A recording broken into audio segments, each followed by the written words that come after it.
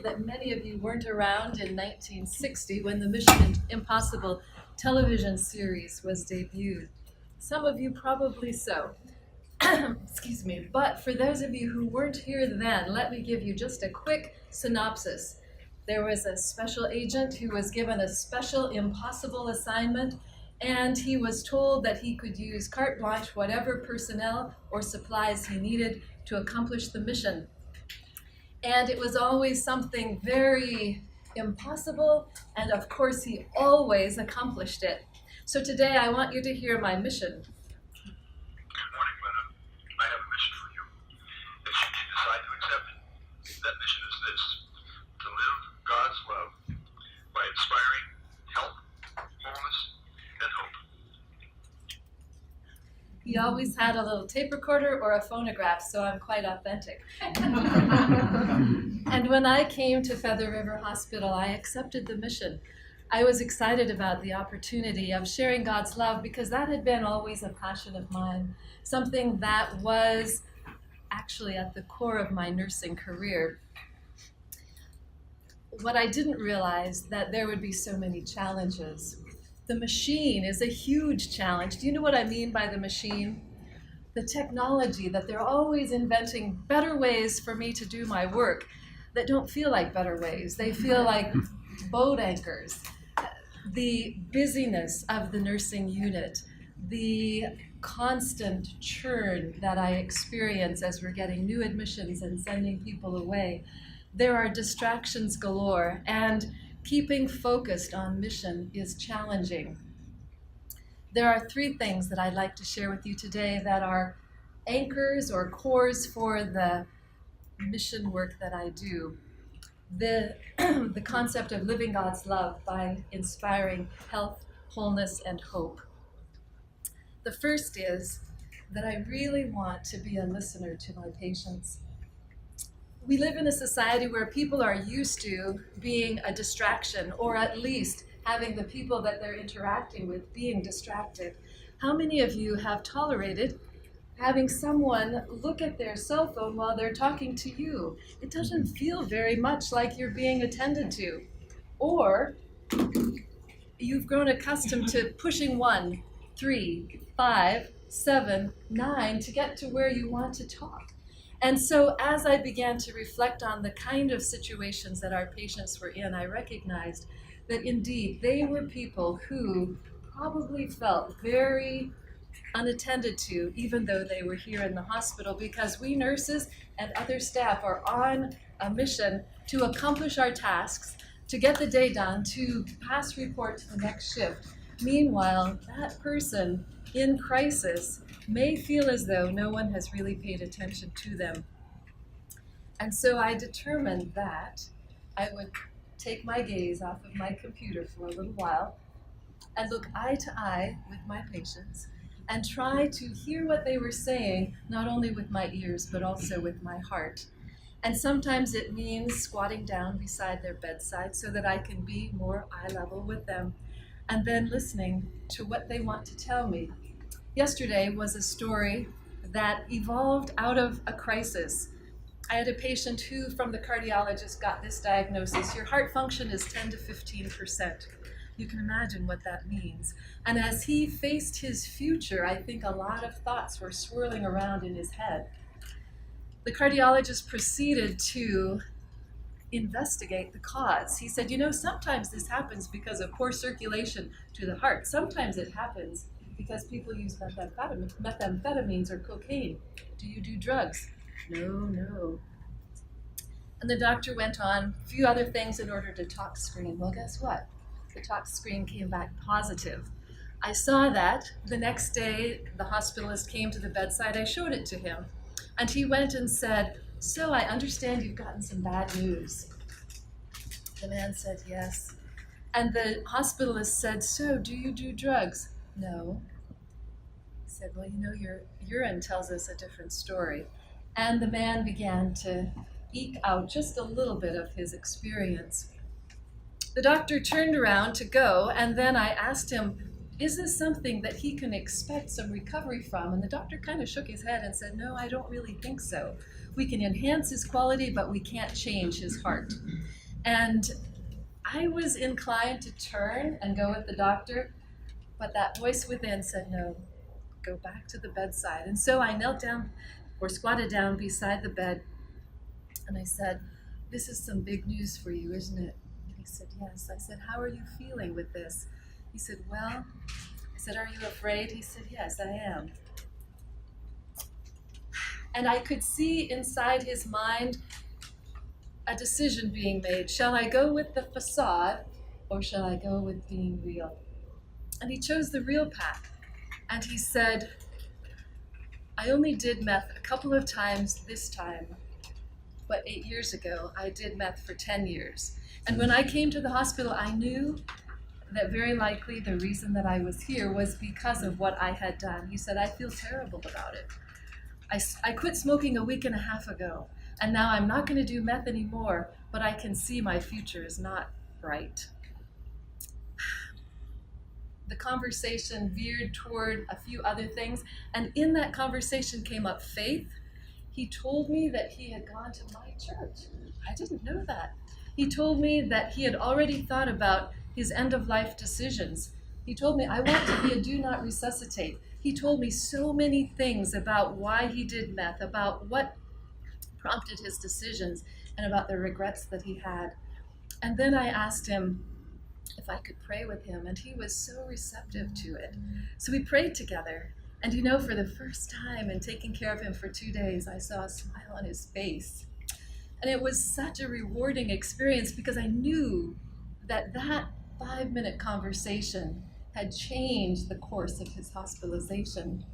The doctors didn't know any of this information about him, and I felt like I was the privileged one to have that opportunity. The second thing that I try to do, not with every patient, but with patients, is to ask questions, appropriate questions. And when I'm talking about spiritual care, why is it always awkward? You know, we seem to hesitate to ask people questions about their spiritual walk. It's embarrassing for us, a little bit awkward. And so what I have in front of you is a spiritual assessment form, but a spiritual assessment survey that I have memorized and use as a guide toward gaining some direction when I'm talking with patients. The first question is a question of, do you have faith?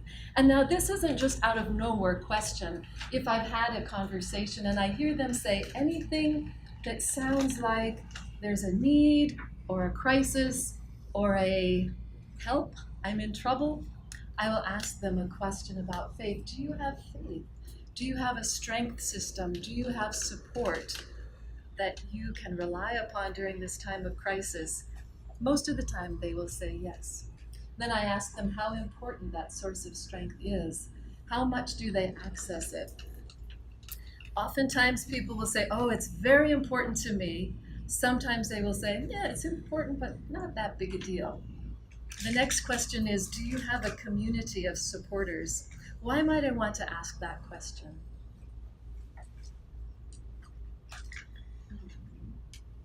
Are they in? Need support. Yes. Down the line. Yes. Are they in this rodeo alone? This man yesterday said, no, I'm by myself. Sometimes they will tell me I have a church, I have a family, I have a neighborhood. But I want to know these things because it kind of helps me know how to guide in some of the following parts of the conversation. And then I will ask them, is there some way that I can support you in your faith? Oftentimes their answer is no, but sometimes it's yes. Sometimes it is, yes, I'd be happy for you to let my pastor know that I'm here. Sometimes they're receptive to a chaplain visit, sometimes they're not. I offer to pray with them. They are, most of the time, receptive to that.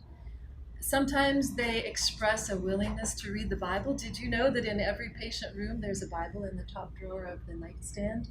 The Gideons provide it. Chaplains' offices have it.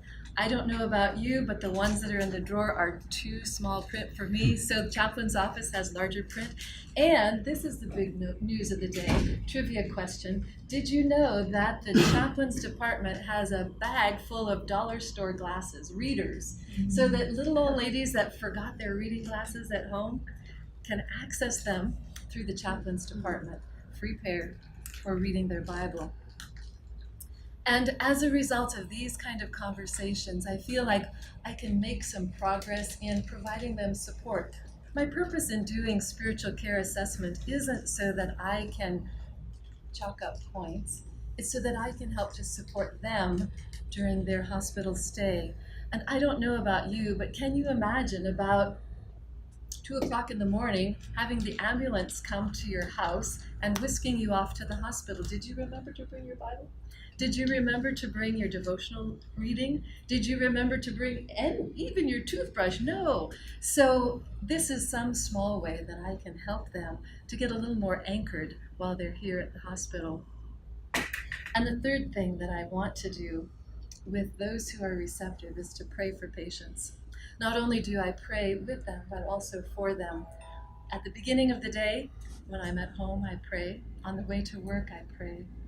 Sometimes I use my prayer closet, which is also known as the medication room, as a quick crisis place. Lord, help me. I don't know what to do for this person. Or this patient is so angry at everything I do. What do I do? Sometimes I ask my coworkers to pray for me. But I believe that God answers our prayer when we ask for his help. And I will share in closing a prayer story that has been my all-time favorite. When I was in nursing school back in 1978 and 79, I worked as a nurse's aide on an orthopedic floor. And there was a chief of orthopedic surgery whose name was Dr. Johnson. He was a rather formidable man, and I was intimidated by him. A year passed and I got my nurse's license. I worked on a different floor, and lo and behold, Dr. Johnson had urological surgery. Oh no, I was his nurse. Dear me, what was I going to do? I was already intimidated by him, and now to take care of him, what if I made a medication error? What if I stumbled over his catheter? Oh dear, what am I going to do? So with my heart pounding, I just did my normal nursing care. At the end of the day, it was always my custom to ask the patients, after I gave them the back rub, that tells you how old I am, to offer to pray with them. And in my mind was this vacillation. I'm afraid of him. He intimidates me. No, I don't want to pray with him. Yes, but you are committed to prayer, not because of the person, but because of God. So I said, Dr. Johnson, could I please pray with you? And he said, yes, that would be fine. So I prayed quickly and got it over with and was out the door. I thought the story was over. But 15 years later, I was at a nutrition conference, and on the other side of the room was Dr. Johnson. I was surprised to see him, was surprised to recognize him. And I thought, oh dear, that I remember is the doctor that I was so intimidated by.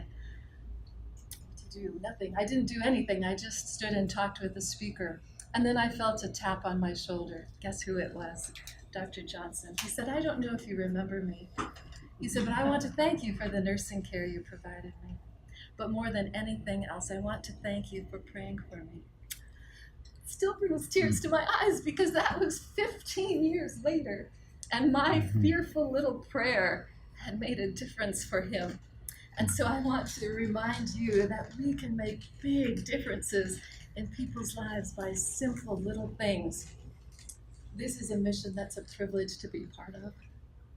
You have accepted, by working at Feather River Hospital, a mission statement that you might not embrace fully, but I would like to invite you to embrace it, because we can make a difference, and we can live God's love by providing health and wholeness and hope.